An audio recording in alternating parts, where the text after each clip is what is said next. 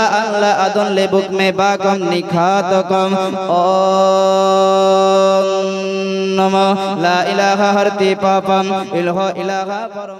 All prayers be to Allah, the Most High, who has given us the best place on earth to sit in the garden of paradise. Bolun Subhanallah. Who has given us the best book on earth, Al-Quran, who made us as the best creators, him, human, who has given us the best religion, Islam on earth, who has made me ummah of Prophet Muhammad sallallahu ta'ala alayhi wa sallam. সমস্ত প্রশংসা সেই মহান মালিকের জন্যই, যিনি আপনাকে আমাকে বড় ভালোবেসে এই রিয়াজুল জান্নাতের বাগানে বসার তৌফিক দান করেছেন। সকলে বলি সুবহানাল্লাহ। যিনি আপনাকে আমাকে পৃথিবীর বুকে সর্বশ্রেষ্ঠতম কিতাব আল কুরআন দিয়েছেন, যিনি আপনাকে আমাকে পৃথিবীর বুকে সর্বশ্রেষ্ঠতম ধর্ম দিন ইসলামের মধ্যে প্রেরণ করেছেন, যিনি আপনাকে আমাকে বড় ভালোবেসে পৃথিবীর বুকে সর্বশ্রেষ্ঠতম মাখলুকাত আশরাফুল মাখলুকাত মানুষ রূপে প্রেরণ করেছেন, যিনি আপনাকে আমাকে পৃথিবীর বুকে সর্বশ্রেষ্ঠতম নবী দো জাহান আকাই নামদার মদিনায় তাজদার আহমদে মুস্তাফা জনাবে মুহাম্মদ রাসূলুল্লাহ সাল্লাল্লাহু তাআলা আলাইহি ওয়াসাল্লামের উম্মত করে প্রেরণ করেছেন। সেই মহান মালিকের শুকরিয়া আদায় করে একই বাক্যে বলবো আলহামদুলিল্লাহ। তারপরে পরে লাখো কোটি দরুদ ও সালাম অর্পিত হোক, বর্ষিত হোক সেই নবী মুহাম্মদ সাল্লাল্লাহু তাআলা আলাইহি ওয়াসাল্লামের উপরে। পৃথিবীর বুকে এমন কোন ধর্মগ্রন্থ নাই যেই ধর্মগ্রন্থের মধ্যে নবী মুস্তাফার গুণগান করা হয় নাই। বলুন সুবহানাল্লাহ। পৃথিবীর বুকে এমন কোন ধর্মগ্রন্থ নাই যেই ধর্মগ্রন্থের মধ্যে নবী মুস্তাফার গুণগান করা হয় নাই। যেই ধর্মগ্রন্থের মধ্যে নবী মুস্তাফার গুণগান করা হয় নাই, সেই ধর্মগ্রন্থ পৃথিবীর বুকে ধর্মগ্রন্থ নামে প্রকাশিত হয় নাই। বলুন সুবহানাল্লাহ। আজকে আমি আপনাদের সরজমিনে এসেছি সেই বীরভূম ডিস্ট্রিক্ট থেকে। আজকে আপনারা আমাকে ইউটিউবে দেখেছেন, সেই চেহারাখানা বলে হয়তো চিনতে পারছেন, তা না হলে তো চিনতে পারতেন না। পারতেন বা দেখা যাচ্ছে যে হয়তো নাম করে দেওয়া হলো যে বীরভূম ডিস্ট্রিক্ট থেকে ওবায়দুর রহমান আসবে, অন্য বক্তা হয়তো চলে এলো। কিন্তু এখন তো আর নকল করা যাবে না। এখন বর্তমান সময়ে নকলের কোনো, জালিয়াতের কোনো স্থান নাই। কারণ এখন আধার কার্ড যদি আপনার আধার কার্ডের নাম্বার যদি আপনার ডায়াল করা হয়, আপনি কি ফোন ইস্তেমাল করছেন, আপনি কি সিম ব্যবহার করছেন, আপনি কোন জায়গায় আছেন, কোন অবস্থায় আছেন, আপনার সব ডিটেলস কিন্তু সেই নেটওয়ার্কের মাধ্যমে ধরা পড়ে যাবে। সেই নবী মুস্তাফার গুণগান আজকে আমি এখানে আসার পরে আমি শুনলাম যে আমাদের সনাতনী ভাইয়েরা এবং আপনারা মিলে কিন্তু এই মাহফিলটাকে করেছেন নাকি গো? এইটা বড় খুশির বিষয়। আজকে সেই নবী মুস্তাফার গুণগান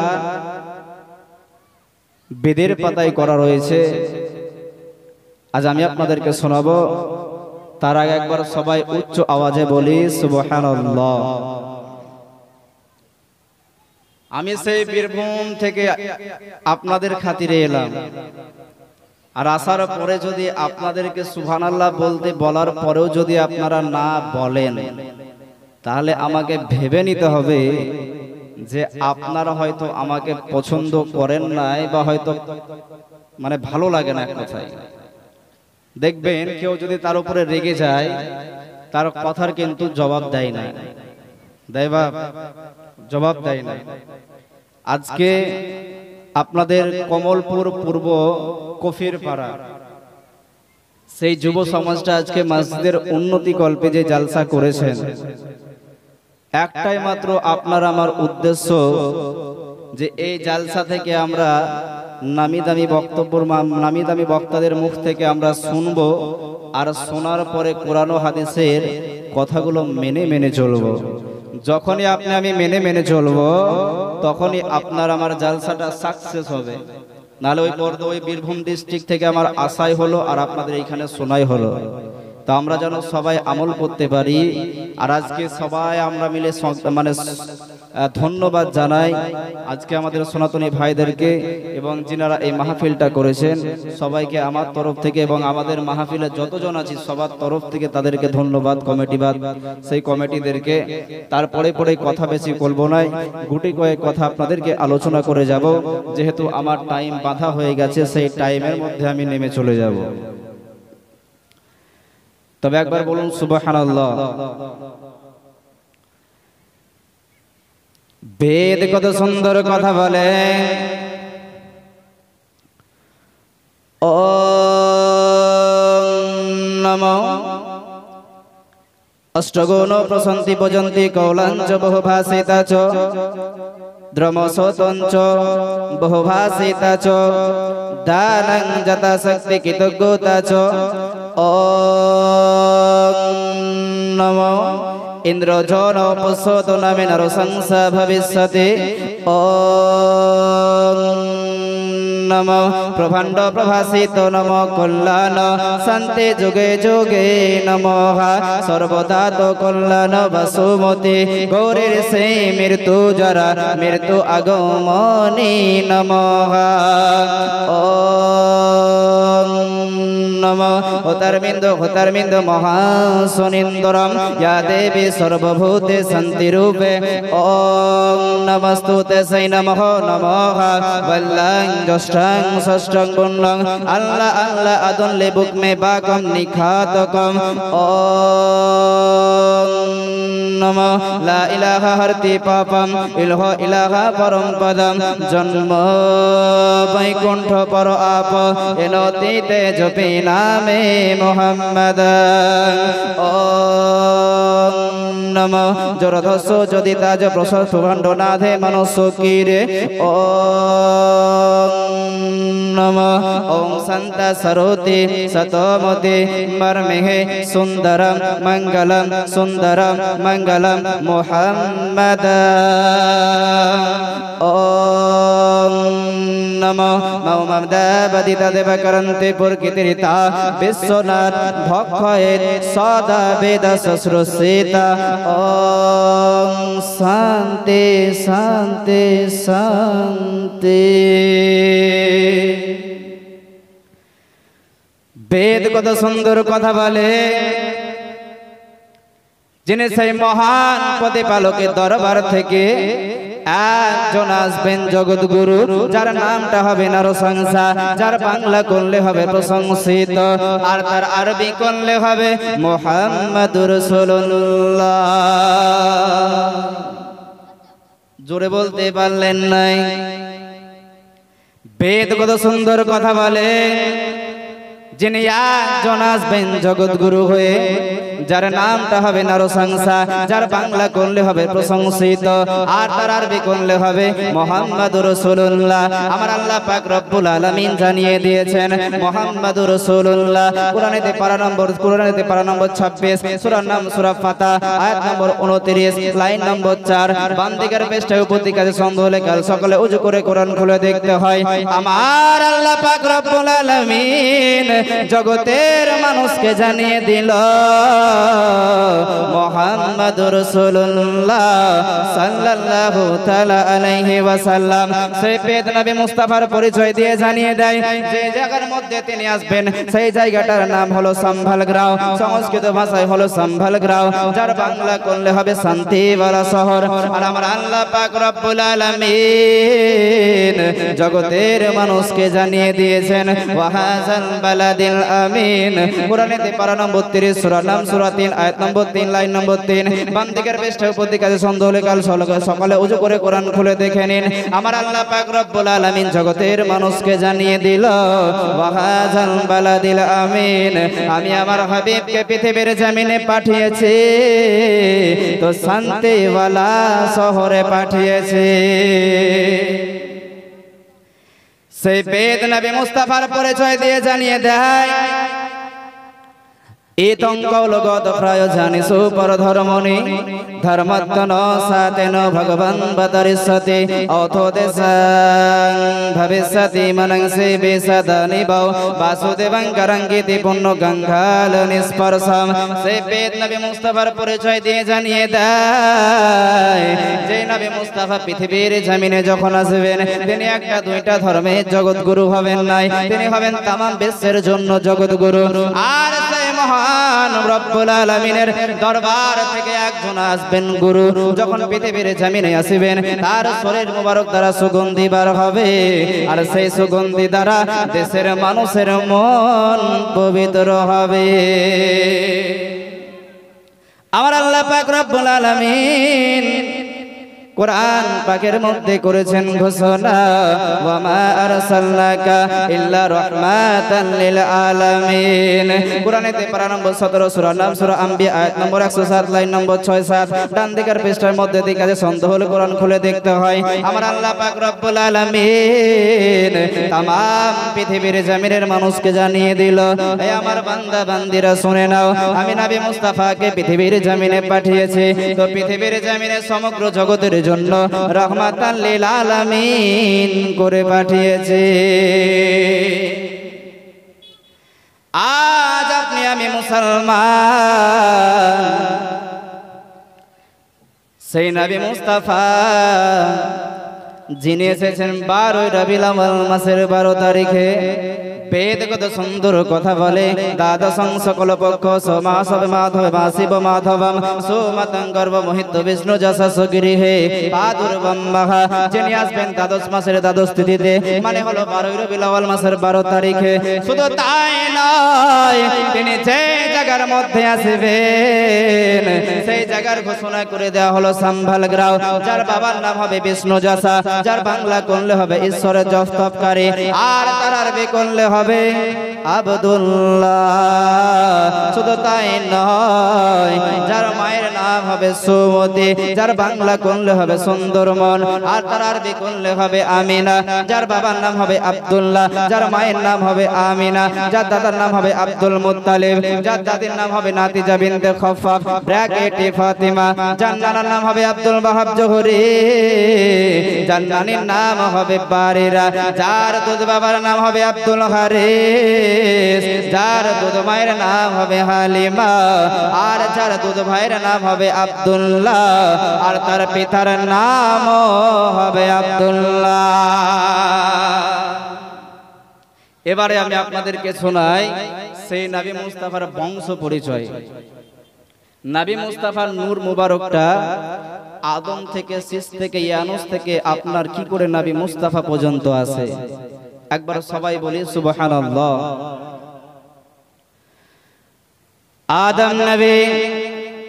আদম নবীর পুত্রের নাম হলো শেষ নবী, শেষ নবীর পুত্রের নাম হলো ইয়ানুস, ইয়ানুসের পুত্রের নাম হলো কায়নান, কায়নানের পুত্রের নাম হলো ইদ্রিস নবী, ইদ্রিস নবীর পুত্রের নাম হলো মুতাসালাক, মুতাসালাকের পুত্রের নাম হলো লামাকনান, লামাকনানের পুত্রের নাম হলো নূহ নবী নাজিউল্লাহ, নূহ নবীর পুত্রের নাম হলো সাম, সামের পুত্রের নাম হলো আরফাজ, আরফাজের পুত্রের নাম হলো সালেক, সালেকের পুত্রের নাম হলো আবির, আবিরের পুত্রের নাম হলো ফালিক, ফালিকের পুত্রের নাম হলো তারিক, তারিকের পুত্রের নাম হলো হুবাই, হুবাইয়ের পুত্রের নাম হলো নাহর, নাহরের পুত্রের নাম হলো তারক, আর তারকের পুত্রের নাম জাতের পিতা ইব্রাহিম নবী খলিলুল্লাহ। সেই ইসমাইল নবী সেই ইব্রাহিম নবী খলিলুল্লাহ, সেই ইব্রাহিম নবীর পুত্রের নাম হলো ইসমাইল নবী যাবিউল্লাহ, সেই ইসমাইল নবীর পুত্রের নাম হলো নাবিদ, নাবিদের পুত্রের নাম হলো ইয়াসুফ, ইয়াসুফের পুত্রের নাম হলো ইয়ারিফ, ইয়ারিফের পুত্রের নাম হলো তারিক, তারিকের পুত্রের নাম হলো নাহর, নাহরের পুত্রের নাম হলো মাহফুদ, মাহফুদের পুত্রের নাম হলো আদনান, আদনানের পুত্রের নাম হলো আদ, আদের পুত্রের নাম হলো মাদ, মাদের পুত্রের নাম হলো মুদার, মুদারের পুত্রের নাম হলো ইলিয়াস, ইলিয়াসের পুত্রের নাম হলো খুজাইমা, খুজাইমার পুত্রের নাম হলো কিনানা, কিনানার পুত্রের নাম হলো নাজার, নাজারের পুত্রের নাম হলো মালিক, মালিকের পুত্রের নাম হলো ফিহির, ফিহিরের পুত্রের নাম হলো গালিব, গালিবের পুত্রের নাম হলো লুই, লুইয়ের পুত্রের নাম হলো কব, কবের পুত্রের নাম হলো মুর্রা, মুর্রার পুত্রের নাম হলো কিলাব, কিলাবের পুত্রের নাম হলো কুসাই, কুসাইয়ের পুত্রের নাম হলো আব্দে মানাফ, আর আব্দে মানাফের পুত্র হাসিম, আর হাসিমের পুত্র আব্দুল মুত্তালিব, আর আব্দুল মুত্তালিবের পুত্র আব্দুল্লাহ,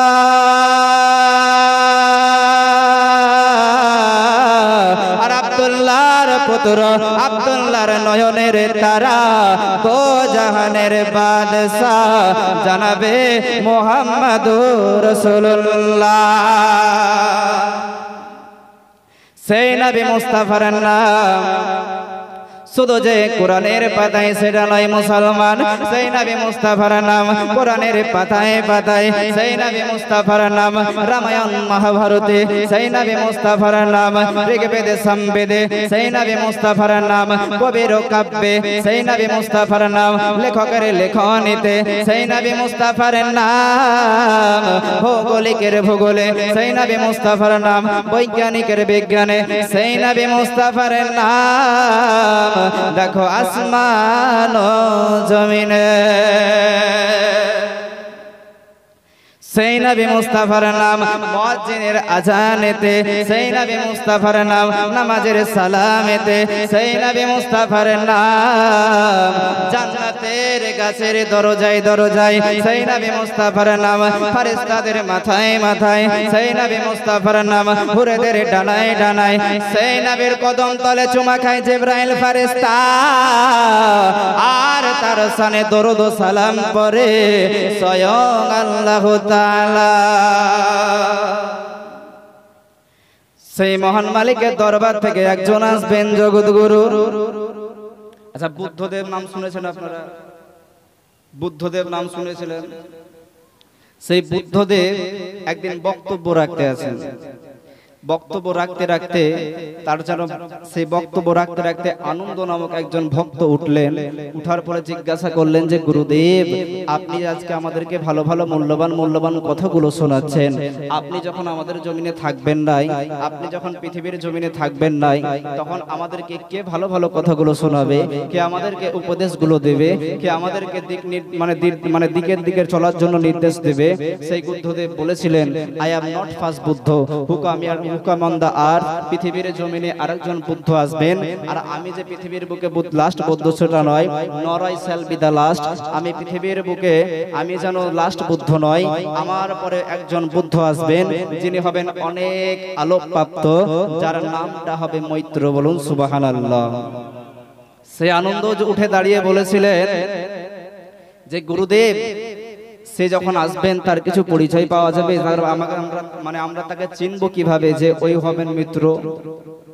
তিনি বলেছিলেন যে তিনি যখন আসবেন পৃথিবীর জমিনে, পৃথিবীর সমস্ত মানুষের কিন্তু মন পরিবর্তন হবে। বলুন সুবহানাল্লাহ। মহাভারতের একটা শ্লোক আছে, यदा यदा हि धर्मस्य ग्लानिर्भवति भारत अभ्युत्थानं धर्मस्य सृजमहं। যুগে যুগে পৃথিবীর জমিনে মনুষ্য আসবেন সেই ধর্মটাকে যেন স্থাপন করার জন্য, কিন্তু সেই ধর্মটাকে স্থাপন করার জন্য আমার আল্লাহ পাক রব্বুল আলামিন আমাদের বুকে, আপনার বুকে নবী মুস্তাফাকে পাঠিয়েছেন। বলুন সুবহানাল্লাহ। আজকে আমরা মুসলিম ঘরে জন্ম নিয়েছি। মুসলিম ঘরে জন্ম নেওয়া মানে এটাই নয় যে আমরা নামাজ পড়ব না অথচ জান্নাতের আশা করব। আজকে আপনি আমি মুসলিম ঘরে জন্ম নিয়েছি মানে এইটা নয় যে আমরা কোরআন পড়ব না অথচ আমরা জান্নাত পাওয়ার আশা করব। কখনো কি করা যাবে বাপ? যাবে? আজকে যদি আপনাকে আমাকে জান্নাতে যেতে হয় সেই রকম কর্ম করা লাগবে। আমার আব্বা জান ভাই জানেরা,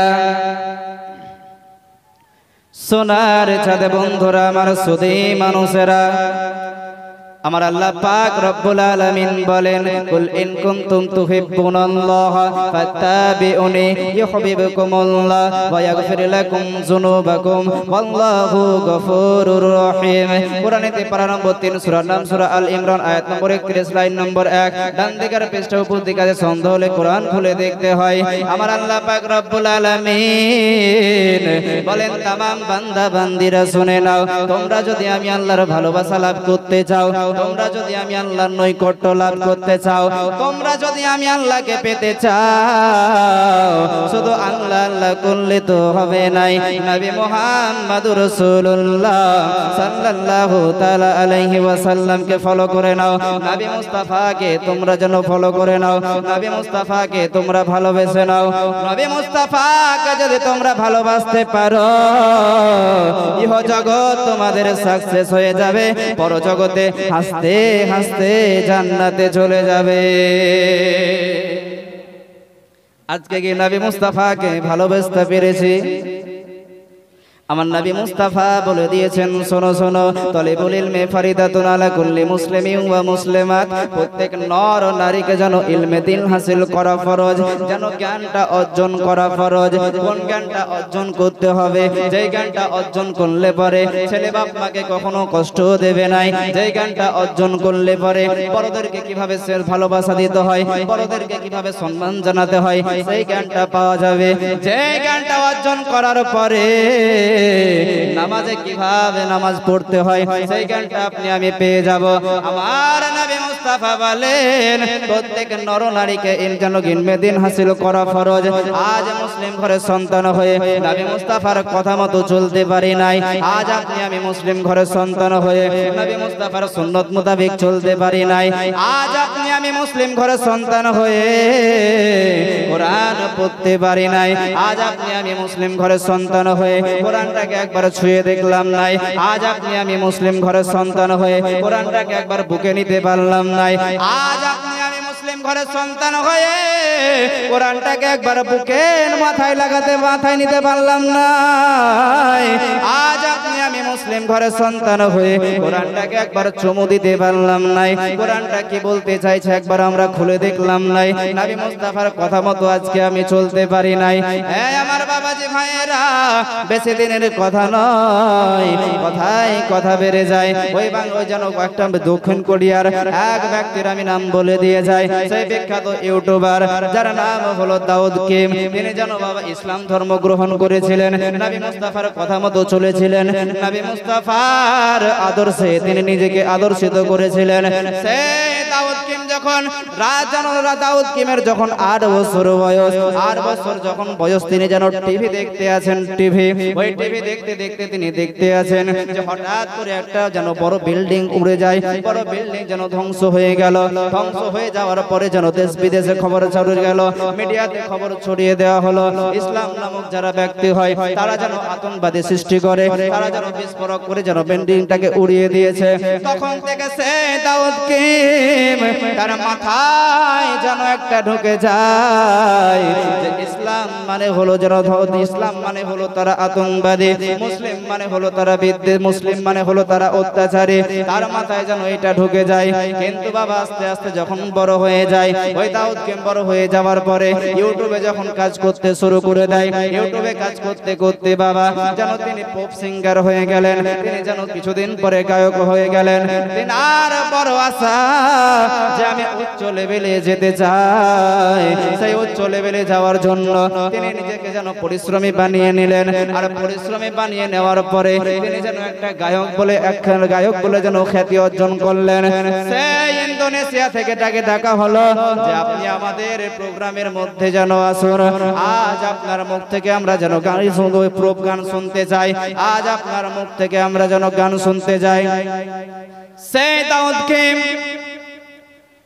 তার মনে বড় আশা যে আমি বড় হতে চাই, আর সেই বড় হতে যাওয়ার কারণে তাকে যেন দেশ বিদেশে খবর পাঠিয়ে দেয় যে আপনি আমাদের দেশের মধ্যে আসুন, আর আপনার কণ্ঠ থেকে আমাদেরকে যেন আপনার গানগুলো শোনাবেন।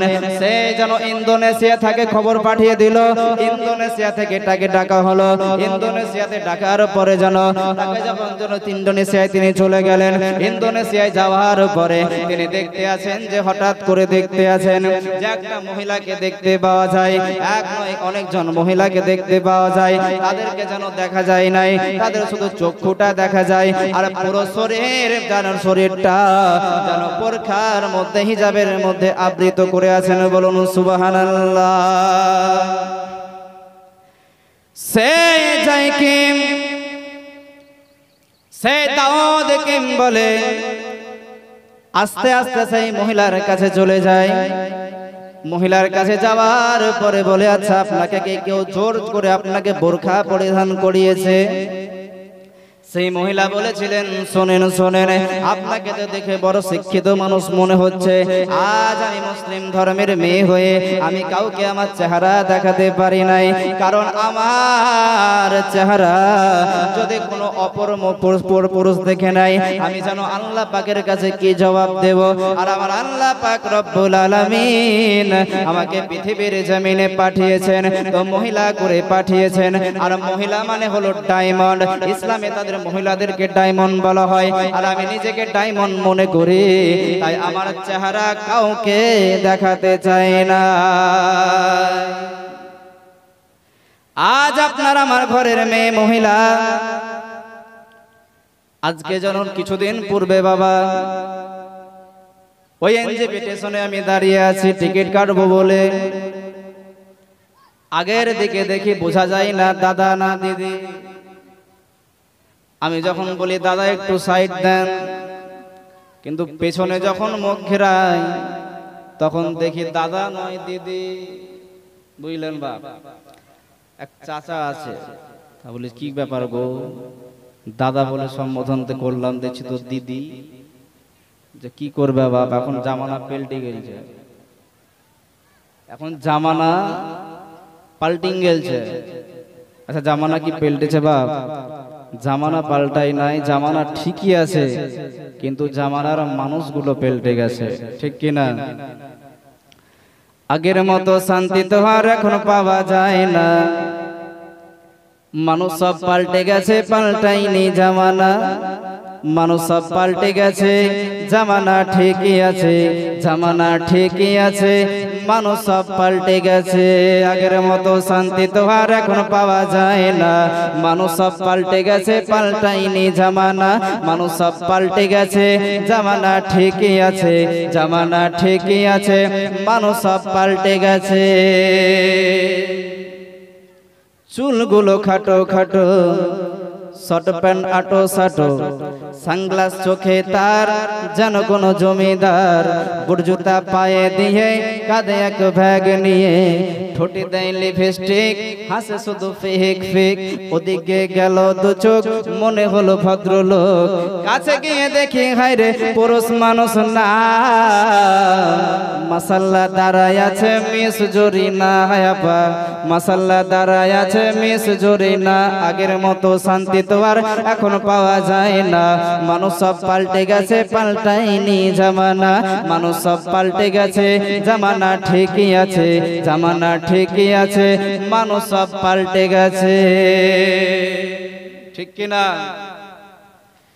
চুলগুলো বড় বড়, লম্বা লম্বা আছে চুল, কানেতেও আছে দুল, দেয় কি দেয় না? ওই ছেলে বোম্বে কাজ করতে যায়, বোম্বে কাজ করে কারণ ঘুরে যখন বাড়ি আসে বলে কানের দুল তারা দেখা যায়। বলে কানের দুল কিসের জন্য, তুমি হয়ে গেলি নাকি? বলে চাচা স্টাইল, বুঝলো? যে স্টাইল মুম্বাইয়ের স্টাইল, যে লম্বা লম্বা আছে চুল, কানেতেও আছে দুল, হাতে দেয় সোনার চুড়ি, চিকুন পিতর ঘড়ি, পাঞ্জাবি গায়ে দিয়ে হাত আছে মোড়ানো, লম্বা ওলনাটা কাঁধে আছে ঝোলানো, হেঁটে চলে আঁকা বাঁকা যেন কোনো নায়িকা। মনে ওইদিকে গেল দু চোখ, মনে হলো নায়িকা। কাছে গিয়ে দেখি হায়রে পুরুষ মানুষ না, কাছে গিয়ে দেখি হায়রে মাইয়া মানুষ না। এটা হলো আমগো পাড়ার মিস্টার সোহেল রানা, এটা হলো আমগো পাড়ার মিস্টার সোহেল রানা। আগের মতো শান্তি তো আর এখন পাওয়া যায় না, মানুষ সব পাল্টে গেছে, পাল্টায়নি জামানা। আমার আব্বা জানো ভাই জানেরা, সোনার চাঁদে বন্ধুরা, ও আমার পরদানসীন মা ও বোনেরা, আজ শুনে যান রাত্রিবেলা সেই দাউদ কিম যারা মহিলাটাকে প্রশ্ন করলো যে আচ্ছা তোমাকে কে কেউ জোর করেছে, তোমাকে বোরখা পরিধান করার জন্য কে কেউ জোর করেছে? ওই মহিলা বলে শোনেন শোনেন, আমাকে তো কেউ জোর করে নাই। আজকে আমাদের ইসলাম ধর্ম আমাদেরকে ডায়মন্ড বলে ঘোষণা করেছে, আর আমি নিজের চেহারা কোনো পর পুরুষকে দেখাইতে পারি না। সেই দাউদ কিম বুঝলেন, হতবাক হয়ে যায় যে এত গরমের মধ্যে আমরা টিকতে পারি নাই, এসির মধ্যে আমরা সব সময় থাকি, আর এত গরমের মধ্যেও কি করে বোরখা পরিধান করে থাকে। সেই দাউদ কিম সেই ইন্দোনেশিয়া থেকে তিনি প্রোগ্রাম করে চলে এলেন। চলে আসার পরে বাড়ির মধ্যে যখন তিনি প্রবেশ করলেন, বাড়ির মধ্যে খবর চলে এলো তার বাবার যেন চাকরিটা চলে গেছে। সেই চাকরিটা চলে যাওয়ার কারণে দাউদ কিম কি করলো, ওই দাউদ কিম যেন তিনি ইন্টারভিউ দিয়ে তিনি যেন চাকরি জয়েন করে নিলেন। বাবার চাকরি নাই, ঘরের মধ্যে তো একজনকে কাজ করতে হবে। সেই দাউদ কিম কিন্তু তিনি চাকরির মধ্যে জয়েন করলেন, আর চাকরির মধ্যে জয়েন করার পরে তিনি যেন ইউটিউবের মধ্যে কাজ করতে শুরু করলেন। আর সেই ইন্দোনেশিয়ায় তারা যেন বন্ধু ছিল, ইন্দোনেশিয়ায় বন্ধু বানালেন। আর ইসলামদের বন্ধু যখন বানালেন, তাদের সঙ্গে কথোপকথন হয়, তাদেরকে জিজ্ঞাসা করা হয় যে আচ্ছা তোমাদেরকে কে এই আদেশটা দিয়েছে যে তোমরা মহিলারা বোরখা পরিধান করবে? বলে আমাদের প্রিয় হাবিব সাল্লাল্লাহু তাআলা আলাইহি ওয়াসাল্লাম বলেছেন, ওই জন্য আমরা সেই প্রিয় হাবিবের কথা মেনে চলে। বলে আচ্ছা সেই প্রিয় হাবিবটাকে? বলে তার নাম হলো মুহাম্মদুর রাসূলুল্লাহ। বলুন সুবহানাল্লাহ। সেই দাউদ কিম নবী মুস্তাফার জীবনী পড়তে শুরু করে দিল। নবী মুস্তাফার জীবনী পড়তে পড়তে জানতে পারেন সেই যেন কোরআন তিনি পড়তে শুরু করে দিলেন। তাকে যদি ইসলামের ব্যাপারে জানতে হয় কোরআন পড়তে হবে, তাকে যদি ইসলামের ব্যাপারে জানতে হয় কোরআনটাকে বুঝতে হবে। সেই দাউদ কিম কি করলো? কোরআন পড়তে শুরু করে দিল। কোরআন পড়তে পড়তে দেখতে পেল ইহদিনাস সিরাতাল মুস্তাকিম, ইহদিনাস সিরাতাল মুস্তাকিমের পথে যারা চলবে তারাই যেন জান্নাতি বলে ঘোষণা হবে। সে কিন্তু বুঝতো না জান্নাত কাকে বলে। আবার যেন ওই বন্ধুদের কাছে চলে যায়, বন্ধুদের কাছে যাওয়ার পরে বলে ভাই ইহদিনাস সিরাতাল মুস্তাকিমের পথে চললে পারে বলে নাকি জান্নাত পাওয়া যাবে। ওই জান্নাতটা কি জিনিস? বলে শোনো, আজকে দুনিয়ার জমিনে তুমি যদি ইহদিনাস সিরাতাল মুস্তাকিমের পথে চলতে পারো, ওই আল্লাহ পাক রব্বুল আলামিনের জান্নাত জানো, ওই জান্নাতে তুমি যেতে পারবে। যে জান্নাতে যাওয়ার পরে কখনোই মৃত্যু তোমার হবে নাই। ওই জান্নাতে গেলে পরে কখনো তোমাকে পিপাসা লাগবে নাই। ওই জান্নাতে তুমি যেটা চাইবে যেমন করে চাইবে আমার আল্লাহ পাক তোমাকে দিয়ে দেবে। আমার আল্লাহ বলে বান্দারা যখন ওই জান্নাতের মধ্যে প্রবেশ করবে, আর জান্নাতের মধ্যে প্রবেশ করার পরে বান্দা শুধু মনে মনে বলবে রব্বানা আমার যেন কাশ্মীরি আপেল খেতে মনে হচ্ছে।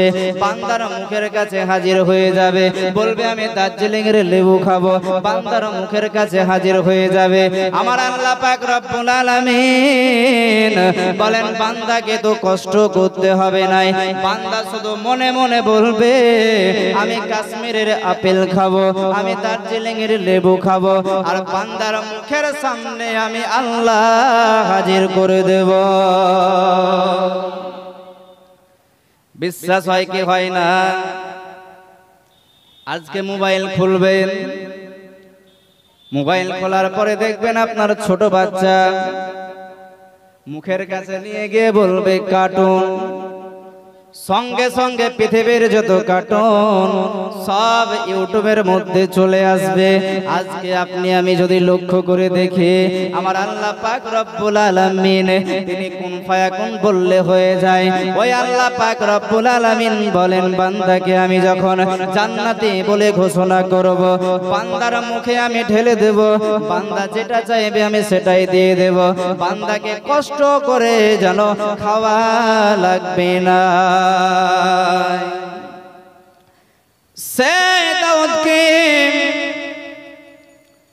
ইসলাম সম্পর্কে জানতে চাই, প্রশ্নের উপরে প্রশ্ন করে যায়।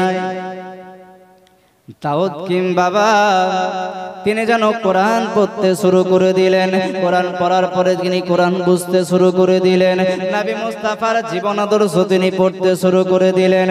আজ আপনি আমি মুসলিম ঘরের সন্তান হয়ে কোরআন পড়তে পারি নাই, আজ আপনি আমি মুসলিম ঘরের সন্তান হয়ে হাদিস মতো চলতে পারি নাই। সেই দাউদ কিমের ঘটনা আপনাকে আমি বলে দিয়ে যাই। সেই দাউদ কিম বাবা যখন তিনি পড়তে শুরু করে দিলেন নবী মুস্তাফার জীবন আদর্শ, তিনি পড়তে পড়তে বাবা তিনি যেন মসজিদের মধ্যে চলে গেলেন। বলে মসজিদের মধ্যে কি হয় আমি জানতে চাই।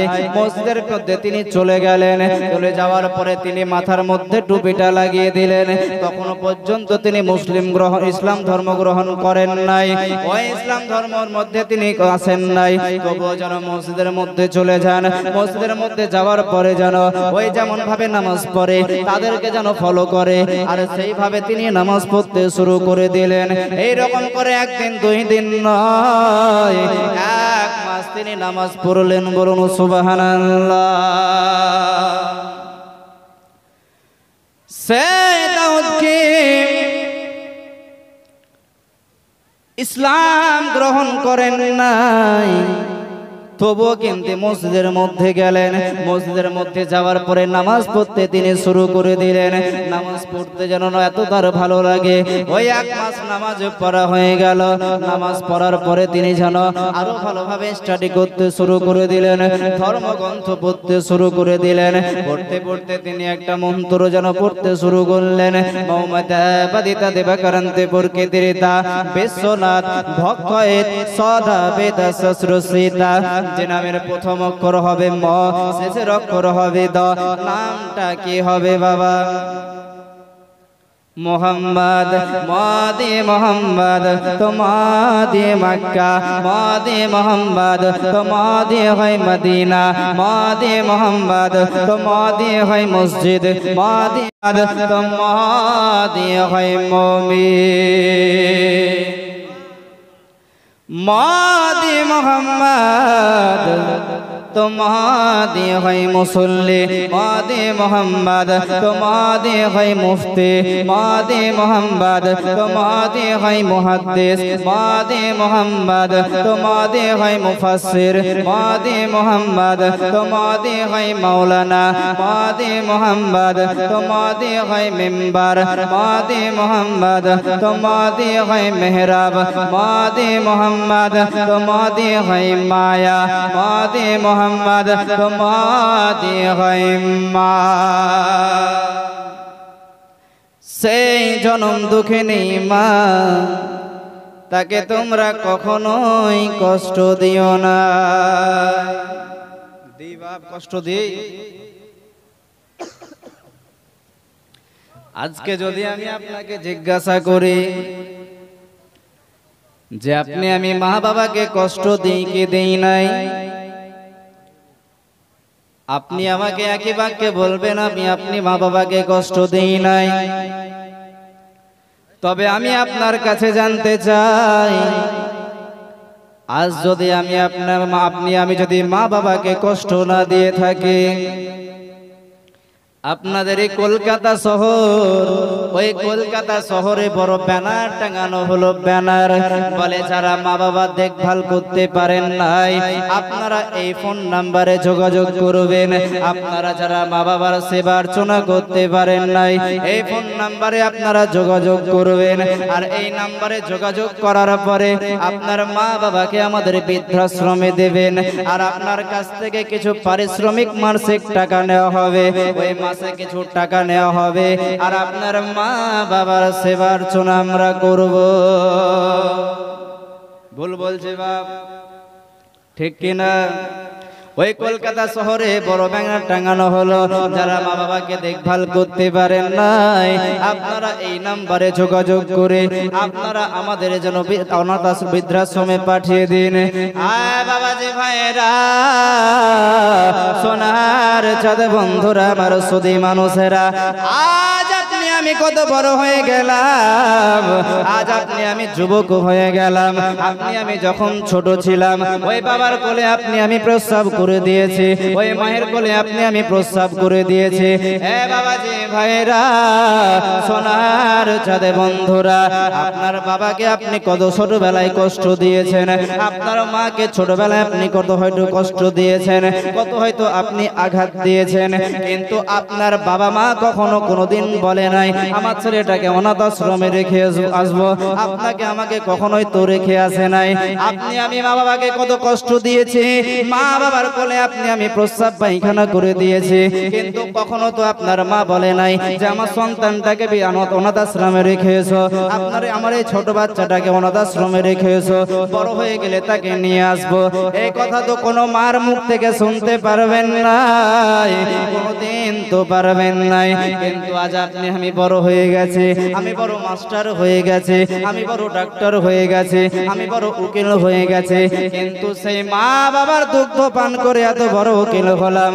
আর আজকে আমার বড় ফ্ল্যাট হলো কলকাতায়, আমার একটা ফ্ল্যাট হলো বোম্বেতে, কিন্তু বড় সবার সেই ফ্ল্যাটে জায়গা হয়, কিন্তু সেই মা বাবার জায়গা হয় না, ঠিক কিনা? আমার আব্বা জান ভাই জানেরা, কথায় কথা বেড়ে যায়। আমি একজন বাংলাদেশের মহিলার কথা বলে দিয়ে যাই, যে মহিলাটা নিজের জানকে কুরবান করে দিয়ে যেন তার সন্তানের যেন জিন্দেগিকে বাঁচিয়ে দিয়েছিলেন। ওই বাংলাদেশে যেন বড় নার্সিং, বাংলাদেশের মধ্যে ওই মহিলা যেন প্রসব বেদনা উঠে গেছে, প্রসব বেদনা উঠার পরে তাকে তাড়াতাড়ি করে বাংলাদেশের বড় নার্সিং হোমে ভর্তি করা হলো। বাংলাদেশের বড় নার্সিং হোমে ভর্তি করার পরে তার যেন এত প্রসব বেদনা যেন সহ্য করতে পারে নাই, যেন ছটফট ছটফট করে কান্না করতে আছে, কান্না করতে করতে যেন বাবা যেন পেটের মধ্যে তিনি শুয়ে আছেন। ওই ডাক্তাররা পরীক্ষা নিরীক্ষা করতে আছেন, ডাক্তাররা পরীক্ষা নিরীক্ষা করার পরে বলেন যে আজকে এমন একটা রিপোর্ট পেয়েছে যে হয় মাকে বাঁচানো যাবে, না হয় তার সন্তানকে বাঁচানো যাবে, দুইজনকে একসঙ্গে বাঁচানো যাবে না। আচ্ছা বলো তোমরা আমরা কাকে বাঁচাবো?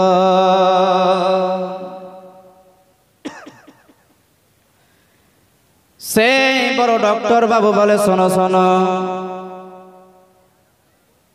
আজকে তো আমরা নিজে কোনো কাজ করতে পারবো না, বাইরে তাদের গার্জেন গুলো রয়েছে, তাদের কাছ থেকে তোমরা অর্ডার নিয়ে নাও, তোমরা তারা যাকে বাঁচাতে বলবে আমরা তাকেই বাঁচাবো। সে ডক্টর বাবুরা মহিলার মায়ের কাছে চলে যায়, মহিলার মায়ের কাছে যাওয়ার পরে বলেন ও ভদ্র মহিলার মা, আজ আপনার কাছে আমরা জানতে চাই, আজ আপনার কাছে আমরা অর্ডার নিতে চাই, আজ আপনার মেয়ের একটা এমন রোগ হয়ে গেছে, হয় আপনার মেয়েকে বাঁচানো যাবে, না হয় আপনার নাতিপোতাকে বাঁচানো যাবে, দুইজনকে আমরা একসঙ্গে বাঁচাতে পারবো না, আপনি বলুন আমরা কাকে বাঁচাবো? সেই মহিলার মা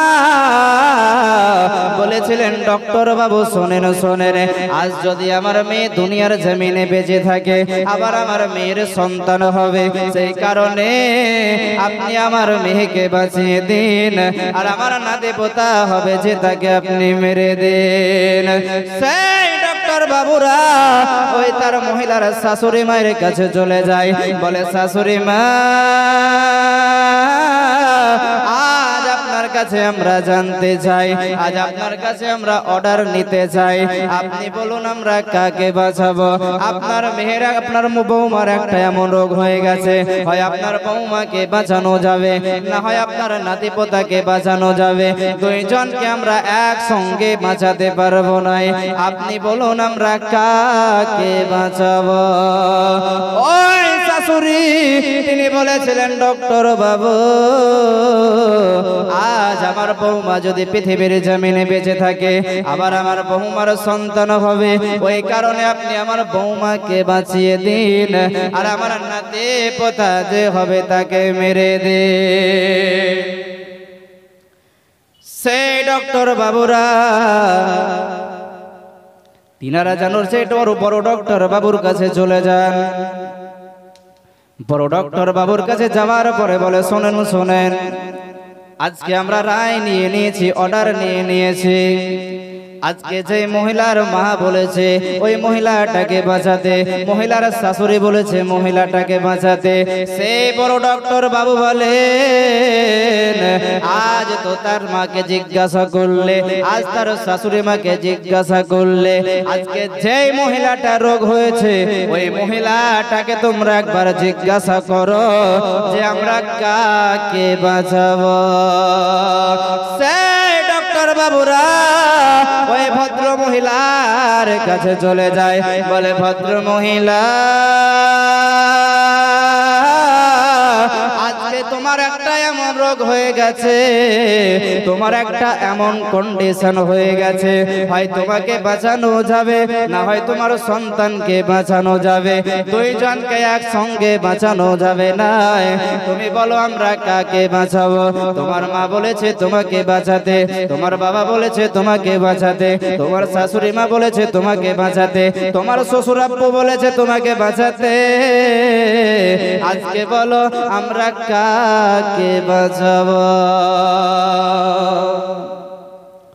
সেই মহিলা বেডের মধ্যে অঝোর নয়নে কান্না করে,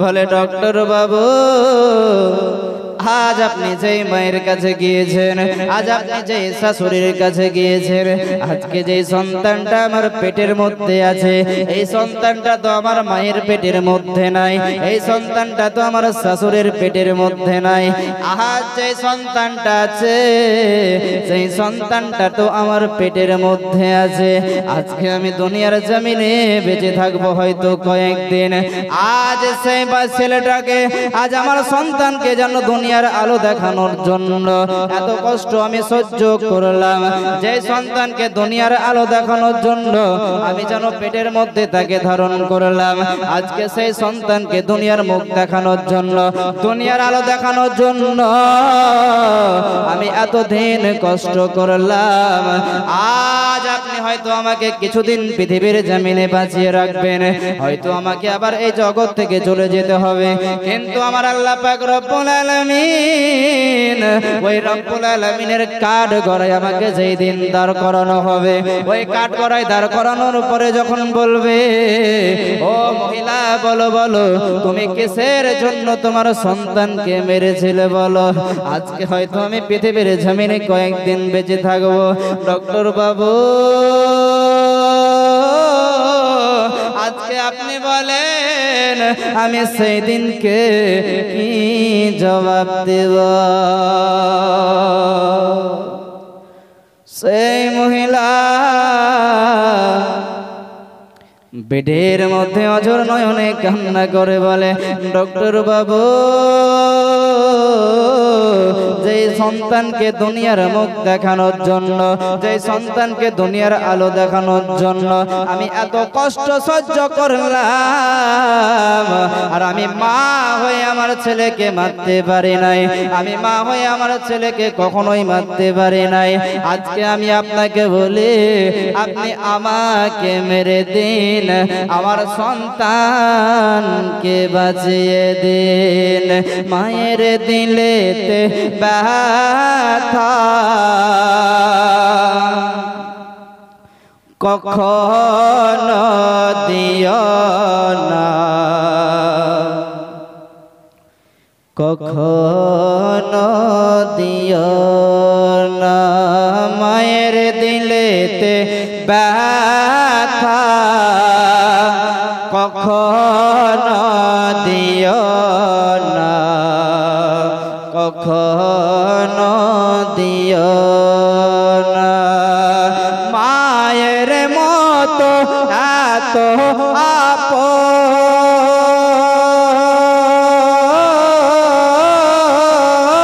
আপন, মায়ের মতো এত আপন, মায়ের মতো এত আপন আর তো কেউ হবে না। মায়ের দিলেতে ব্যথা কখনো দিও না, কখনো দিও না। দুঃখে দুঃখে নীরবে, সুখেতে সুখে হবে। ছেলের সুখের তরে মা মরতেও রাজি হবে। দুঃখে দুঃখে নীরবে, সুখেতে সুখে হবে। ছেলের সুখের তরে মা মরতেও রাজি হবে। সেই মায়ের পাক কদমে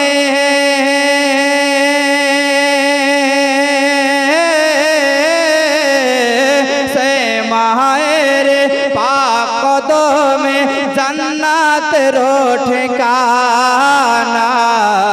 মায়ের দিলেতে ব্যথা কখনো দিও না, কখনো দিও না।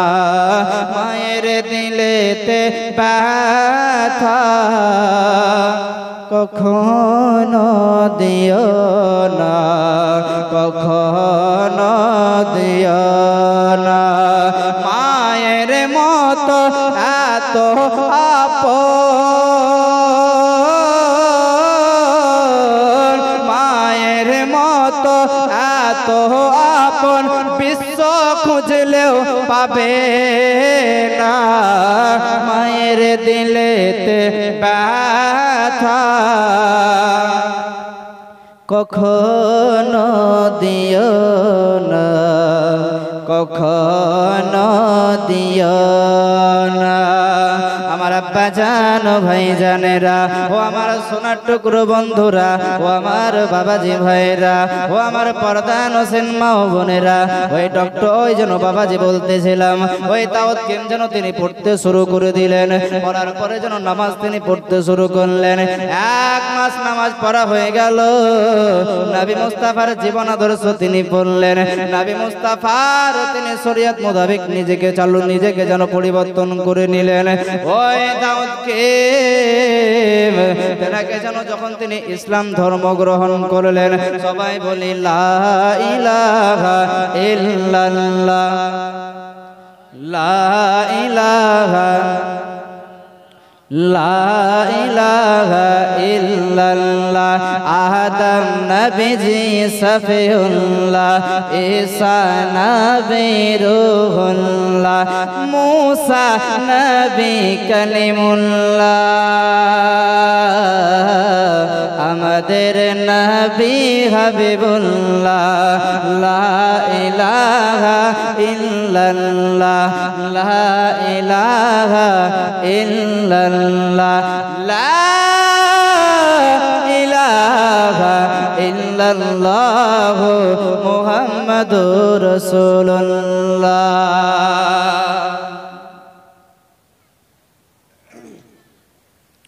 যখন ইসলাম ধর্ম গ্রহণ করে নিলেন,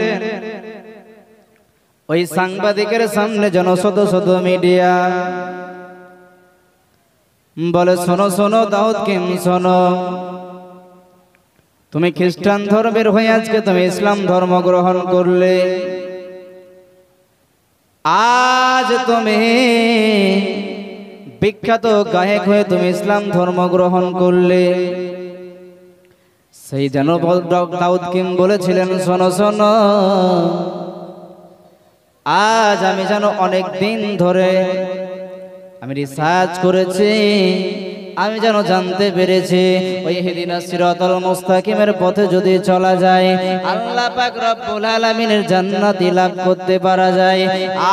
আজ আমি যেন পৃথিবীর জমিনে আমি যেন দেশ যত ভ্রমণ করলাম, আমি ইন্দোনেশিয়া ভ্রমণ করলাম, আমি যেন আমেরিকা ভ্রমণ করলাম, আমি যেন লন্ডন ভ্রমণ করলাম, আমি আমেরিকা ভ্রমণ করলাম, আমি যেন বড় দামি দামি ফ্ল্যাটের মধ্যে থাকলাম, কিন্তু আমি নিজে শান্তি বলে কোনো জায়গায় পাই নাই।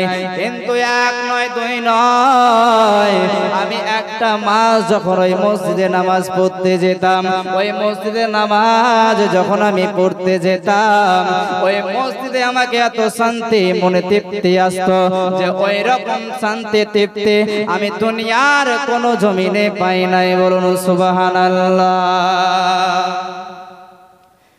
সেই যাই কিম দাউদ কিম বলে, শোনো শোনো, আমি বড় বড় নামি দামি ফ্ল্যাটে থাকার পরেও আমি তৃপ্তি অনুভব করি নাই, কিন্তু আমি সেই মসজিদে যখন নামাজ পড়তে যেতাম আমি যেন নিজেকে শান্তি বলে মনে করতাম। আর ইসলাম হলো শান্তির ধর্ম, ওই ইসলাম ধর্মের ছায়াতলে আমি থাকি, ওই ছায়াতলে থাকতে চাই, ওই ছায়াতলে থেকে আমি নিজের জিন্দেগিটাকে পার করতে চাই। বলুন সুবহানাল্লাহ। আজ আপনি আমি মুসলিম ঘরের সন্তান, আমি যদি বলি বাবা কোরআন জানেন, বলে বাবা আমি কোরআন পড়তে পারি নাই, বলে বাবা আমি কোরআন শিখতে পারি নাই। অনেক যুবক ভাইদেরকে দেখা যায় বলে আমি তো কোরআন পড়তে জানি নাই। মাটি দিতে যাওয়ার পরে ওই ইমাম সাহেবকে দাঁড়িয়ে দাঁড়িয়ে বলে দিতে হয় মাটি দেওয়ার দোয়াটা, ওই মাটি দেওয়ার দোয়াটা আমরা সবাই তো বলতে পারি নাই। এক যুবককে জিজ্ঞাসা করা হলো যে মাটি দেওয়ার দোয়া কি, বলে আমি জানি নাই, বলে বিসমিল্লাহ বলে আমি মাটি দিয়ে দিই। বুঝলেন, এক বড় মাস্টার, বুঝলেন বড় মাস্টার, বিয়ে পড়াবার গেছে, যাওয়ার পরে যখন কলমা বলতে বলছি তো বলছে বলতে পারে না, ভালো করে মুখ থেকে উচ্চারণ হয় না, আর বলে বড় মাস্টার। আমার আব্বাজান ভাইজানেরা, আমি আপনাকে মাস্টার হতে বারণ করি নাই, আপনি মাস্টার হবেন, দরকার আছে অবশ্যই জাতির দরকার, কিন্তু আমি আপনাকে বলতে চাই আপনি মাস্টার হন, ডক্টর হন, প্রফেসর হন, কিন্তু আপনার ভিতরে কোরআন ও হাদিসের জ্ঞান লাগবে। আপনাকে আমাকে কোরআন ও হাদিসের জ্ঞান অর্জন করা লাগবে, কারণ সেই জ্ঞানটা যদি আপনার আমার ভিতরে থাকে অবশ্যই আপনি আমি কামিয়াবি হয়ে যাব। আজ আপনি আমাকে একটাও দেখাতে পারবেন নাই যে অমুক হুজুরের মা বাবা বৃদ্ধাশ্রমের মধ্যে আছে, অমুক মৌলভী সাহেবের মা বাবা বৃদ্ধাশ্রমে আছে, দেখাতে পারবেন? একটাও কি দেখাতে পারবেন যে অমুক হুজুরের মা বাবা বৃদ্ধাশ্রমে আছে? কিন্তু আপনি ভুলে ভুলে দেখবেন যে যেন ওই মাস্টার, বড় বড় মাস্টারদের মা বাবারা যেন বৃদ্ধাশ্রমে থাকে। আজ আপনাকে বলার ভাষা এইটাই, আমি আপনাকে একটাই কথা বলতে চাই, আমার বলার উদ্দেশ্য এইটাই যে আপনি ইলমে দিল হাসিল করেন, আপনি যেই জ্ঞানটা অর্জন করলে পরে আপনি যেন বাপ মাকে কখনোই কষ্ট দেবেন নাই, যে জ্ঞানটা অর্জন করলে করলে পারে ভাই বোনের কখনো হক মারবে নাই, যে জ্ঞানটা অর্জন করলে পারে বড়দেরকে কিভাবে মহব্বত করতে হয় পাওয়া যাবে, যে জ্ঞানটা অর্জন করলে পারে ছোটদেরকে কিভাবে স্নেহ দিতে হয় পাওয়া যাবে। আজ আপনি দেখবেন ওই বড় বড় মাস্টার উকিলের যেন স্ত্রীরা যায় মৌলভী সাহেবের কাছে, বলে হুজুর সাহেব আপনার পানির আপনার ফুট আপনার এই পানির মধ্যে এক গ্লাস পানি নিয়ে যাওয়ার পরে বলে যে এই পানির মধ্যে আপনি ফু দিয়ে দিন। আজ আপনি আমাকে দেখাতে পারবেন নাই যে কোনো মাস্টারের কাছে গিয়ে বলেছে এক বোতল পানি নিয়ে যাওয়ার পরে বলেছে মাস্টার সাহেব এই পানির মধ্যে একটু ফু দিয়ে দিন, আপনি কোনো দেখতে পাবেন নাই। যে কোনো ডক্টরের কাছে গিয়ে বলেছেন যে ডক্টর সাহেব আপনি পানির মধ্যে ফু দিয়ে দিন। আজ যদি লক্ষ্য করে দেখেন ওই মাস্টারের স্ত্রী যখন মৌলভী সাহেবের কাছে চলে যায় বলে হুজুর আপনার পানি আপনার ফু দিয়ে আপনার মুখ থেকে আপনার যেন ওই পানির মধ্যে ফু দিয়ে দিন। বলে শোনো শোনো আজকে তো তোমার স্বামী বড় মাস্টার, তোমার স্বামী বড় ডাক্তার, বলে আমার কাছে কিসের জন্য ফু নিতে যাও? বলে শোনেন ইমাম সাহেব শোনেন, আপনার ফুয়ের মধ্যে কাজ হবে, আপনার ফুতে কাজ হবে। বলে কেন কাজ হবে? বলে কারণ আপনার কাছে আছে কোরআন ও হাদিসের জ্ঞান। বলুন সুবহানাল্লাহ। একবার সবাই হাত উঠিয়ে বলুন তো ইয়া রাসূলুল্লাহ। নারে তাকবীর, নারে রিসালাত, মাসলাকে আলা হযরত, আল কোরআনের আলো, আল হাদিসের আলো, নারে তাকবীর। বেশ মনোযোগ দিয়ে আপনারা শুনছেন, আমি যেটা বুঝতে পারলাম। আজকে আপনাদেরকে বলার ভাষা আমার এইটাই যে আপনাকে আমাকে পরিবর্তন হতে হবে, নাকি ভাবছি? আজকে আপনি দেখবেন আপনি বয়স্ক হয়ে গেছেন, আপনার ছেলে হয়তো 25 বছর বয়স হয়ে গেল, আপনার ছেলের বিয়ে দিয়েছেন, আপনার পোতা হয়েছে। আপনি দেখবেন আপনি যখন ওই টুপিটা পরিধান করে, লুঙ্গিটা পরিধান করে, পাঞ্জাবিটা পরিধান করে মসজিদ দিকে যখন আপনি যাবেন, ওই আপনার ছোট পোতাটা বলবে যে মা আমিও দাদুর সঙ্গে যাব, আমাকেও টুপি পরিয়ে দাও, আমাকেও পাঞ্জাবি পরিয়ে দাও। বলে কি বলে নাই?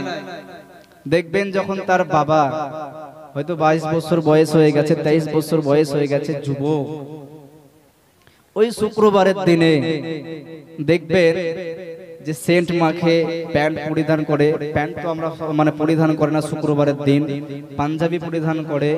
তখন দেখবেন ওই ছোট সন্তানটা আপনার ওই ছোট পোতাটা মায়ের কাছে গিয়ে আবদার করে বলে আম্মু আমাকেও কিন্তু টুপি পরিয়ে দাও বাবার মতো, আমাকেও কিন্তু আব্বুর মতো পাঞ্জাবি পরিয়ে দাও, আমিও আব্বুর সঙ্গে নামাজ পড়তে যাব। বলার উদ্দেশ্য এইটাই যে আপনি যদি পরিবর্তন হন আপনার সন্তানও পরিবর্তন হবে, আর আপনার সন্তান যদি পরিবর্তন হয় তাকে দেখতে তার সন্তানও পরিবর্তন হবে। আজকে দেখুন বর্তমান সময়ে আমাদের যে সীমিত সময়, আজকে আমরা সবাই জানি যে আপনাকে আমাকে মৃত্যুবরণ করতে হবে, কিন্তু কখন মৃত্যুবরণ করতে হবে কোনো ডায়েরি কোনো কিতাবের মধ্যে পাবেন না। আমার আব্বা জান ভাই জানেরা, এক বড় কবি যেন বড় মনের এসে তিনি বলে দিলেন, বড় জ্ঞানী মানুষ তিনি বলে দিলেন, শোনো শোনো। এক যুবক তার কাছে গিয়ে জিজ্ঞাসা করে বলেন, ও বাবাজি আমি আপনার কাছে জানতে চাই আজকে যে আমরা ইবাদত বান্দেগি করব সব থেকে সর্বোত্তম দিন কোনটি? সেই ব্যক্তি বলেছিলেন, শোনো শোনো যুবক, মৃত্যুর আগের দিন। বলুন সুবহানাল্লাহ। সেই যুবককে বলেন যে মৃত্যুর আগের দিন। সেই যুবক কিন্তু কিছুটা ভাবার পরে বললেন যে আচ্ছা আমি তো জানি না যে আমার কবে মৃত্যুবরণ হবে, আবার জিজ্ঞাসা করলেন যে আচ্ছা আপনি বললেন যে মৃত্যুর আগের দিন ইবাদতের জন্য সব থেকে সর্বোত্তম দিন। আমার আব্বা জান ভাই জানেরা ওই জ্ঞানী মানুষ বলেছিলেন শোনো শোনো যুবক বাবা তুমি শোনো, আজ আমি তোমাকে বলেছি মৃত্যুর আগের দিন, কারণ আজ তুমি আজকে হয়তো ইবাদত বান্দেগি করবে, আর এটা তুমি মনে মনে নিয়ত করে নিবে যে আমি হয়তো কাল পৃথিবীর জমিনে থাকবো না, কাল হয়তো আমার লাস্ট দিন, কাল হয়তো আমার জীবনের শেষ দিন। আজ তুমি এইভাবে ইবাদত বান্দেগি করবে, আর তোমার ইবাদত বান্দেগিটা আল্লাহর কাছে কবুল হয়ে যাবে। নারে তাকবীর, নারে রিসালাত, মাসলাকে আলা হযরত জনাব হযরতে আল্লামা মাওলানা নজরুল ইসলাম কালিমি সাহেব, বলুন জিন্দাবাদ।